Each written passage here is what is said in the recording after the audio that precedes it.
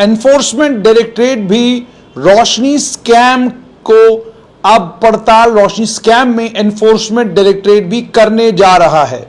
जानकार सूत्रों के मुताबिक एनफोर्समेंट डायरेक्टरेट ने इस मामले में एफआईआर लॉन्च कर ली है और रिकॉर्ड इकट्ठा करने का काम शुरू हो चुका है और किसी भी समय अलग अलग जगहों पर जहां जहां पर एनफोर्समेंट डायरेक्टरेट को लगेगा कि यहां पर मनी लॉन्ड्रिंग के इल्जामात साबित होते हैं या लगता है कि करोड़ों रुपए का खुर्द-बुर्द इस स्कैम में हुआ है, उन तमाम जगहों पर छापेमारी का काम भी एनफोर्समेंट डायरेक्टरेट कर सकती है। जानकार सूत्रों के मुताबिक एनफोर्समेंट डायरेक्टरेट को लगभग 2 साल पहले रोशनी मामले की शिकायत मिली। शिकायत यह थी कि इस मामले में करोड़ों रुपए का आदान प्रदान हुआ है, करोड़ों रुपए की रिश्वत दी गई है, ली गई है और यह सब कुछ हुआ है और इसके बीच में बेईमानी की गई है, आम लोगों के साथ बेईमानी की गई है, उस जनमानस के साथ जिस जनमानस को रोशनी के तहत कहा जा रहा था इसको बहुत बड़ा फायदा होने वाला है।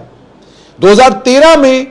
कॉम्प्ट्रोलर ऑडिटर जनरल ने एक ऑडिट रिपोर्ट में यह बताया था कि किस तरीके से रोशनी मामले में जब जमीनों का आवंटन करने की बारी आई और सरकारी जमीनें जिनके ऊपर लोगों ने कब्जा किया हुआ था और उसके बाद अपने मकानात तामीर किए हुए थे या कमर्शियल कंस्ट्रक्शन उसके ऊपर की हुई थी, जब पैसा देने की बारी आई तो जो कमिटीज बनाई गई थी उन कमिटियों ने जो दाम तय किए वो दाम जितने तय किए जाने चाहिए थे उससे बहुत कम, यानी टके के भाव पर करोड़ों रुपए की प्रॉपर्टी जो है वो अरबपति और मालदार लोगों को जम्मू और कश्मीर दोनों संभागों में दी गई।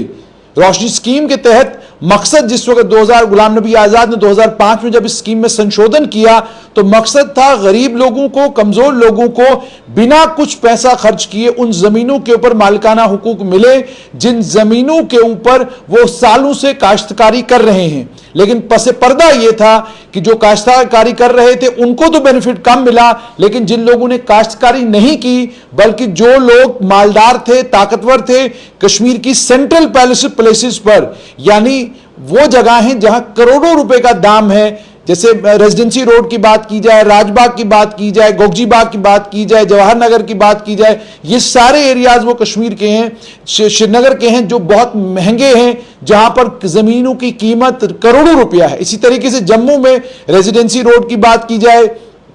या अन्य कुछ और इलाकों की बात की जाए, तमाम इलाकों में आपको 2 बातें साफ तौर पर नजर आएंगी। एक तो ताकतवर लोग, मालदार लोग, काफी पैसे वाले लोग, इन्फ्लुएंस रखने वाले लोग, उन तमाम लोगों को जमीनें जो हैं, जो जमीनें स्टेट लैंड थी, उन जमीनों के ऊपर जब मालिकाना हुकूक के लिए उन लोगों ने अप्लाई किया, इन ताकतवर लोगों की जब रेट फिक्सेशन की बारी आई, रेट इस तरीके से फिक्स किए गए कि जहां 5 करोड़ बनता था वहां 1 करोड़ में सौदा निपटा, जहां 10 करोड़ बनता था वहां 2 करोड़ में सौदा निपटा। ये सब कुछ इस रोशनी मामले में हुआ। अब जानकार सूत्रों के मुताबिक एनफोर्समेंट डायरेक्टरेट के पास 2 साल पहले शिकायत पहुंची। शिकायत के ऊपर प्रिलिमिनरी कुछ काम करने के बाद एनफोर्समेंट डायरेक्टरेट ने अब इस मामले में एफआईआर लॉन्च की है और किसी भी समय एनफोर्समेंट डायरेक्टरेट की टीमें, चूंकि जो जानकारी है उसके मुताबिक एफआईआर इस मामले में हेडक्वार्टर दिल्ली के हेडक्वार्टर में जो है लॉन्च की गई है रोशनी मामले में, और चूंकि एफआईआर हेडक्वार्टर में लॉन्च की गई है तो किसी भी समय एनफोर्समेंट डायरेक्टरेट की टीमें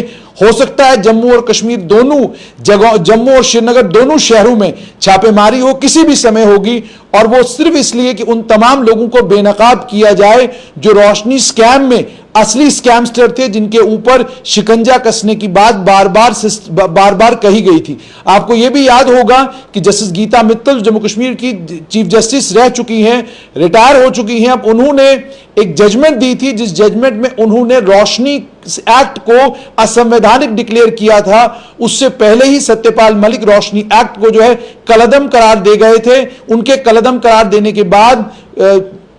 justice Geeta Mittal, justice retired Geeta Mittal जिस समय चीफ जस्टिस थी, उनकी एक जजमेंट आई थी जिसमें उन्होंने रोशनी एक्ट को मुकम्मल तौर पर असंवैधानिक, अनकॉन्स्टिट्यूशनल कहा था और सरकार से यह कहा था कि जितनी भी जमीनें आपने रोशनी स्कीम के तहत दी हैं वो सारी की सारी जमीनें आप वापस ले लें, फौरन से बेशतर वापस ले लें और उनके ऊपर दोबारा से स्टेट कब्जा करे। उसके बाद जब ये मामला थोड़ा सा आगे चला, आगे चलने के बाद इसी रोशनी मामले में बहुत सारे लोगों ने सुप्रीम कोर्ट में गुहार लगाई, कुछ लोग हाई कोर्ट चले गए जिन्होंने हाई कोर्ट के समक्ष ये बात रखी कि हम लोगों ने जमीनें लीगल तरीके से ली हैं और कुछ लोगों ने यह कहा कि हम गरीब हैं, कमजोर हैं, छोटे छोटे पैच ऑफ लैंड है, मतलब एक मरला, 2 मरला, 3 मरले की जमीन हमारे पास है, उसके ऊपर केवल मात्र हमारा मकान है, उसको भी अगर सरकार हमसे छीन लेगी तो हम करेंगे क्या। तो सरकार ने फौरन जो है एक पिटीशन दोबारा से हाई कोर्ट में फाइल की और गुजारिश की हाई कोर्ट से कि आप इस अपनी जजमेंट को रिव्यू करें। उस पिटीशन पर अभी भी सुनवाई हो रही है, सुनवाई उसमें अभी भी चल रही है। और कुछ और लोग जो सुप्रीम कोर्ट गए थे, सुप्रीम कोर्ट ने उन लोगों से भी कहा कि आप भी हाई कोर्ट में जाकर गुहार लगाएं, जो ऑलरेडी हाई कोर्ट इस मामले की सुनवाई कर रहा है, आप भी अपनी फरियाद जो है वो हाई कोर्ट के सामने रखें। अब सरकार भी हाई कोर्ट के सामने, वो लोग भी हाई कोर्ट के सामने, लेकिन इसके बीच में एनफोर्समेंट डायरेक्टरेट आ चुका है और ईडी ने इस मामले में एफआईआर लॉन्च की है और पड़ताल किसी भी समय इस रोशनी मामले में ईडी भी शुरू कर सकती है।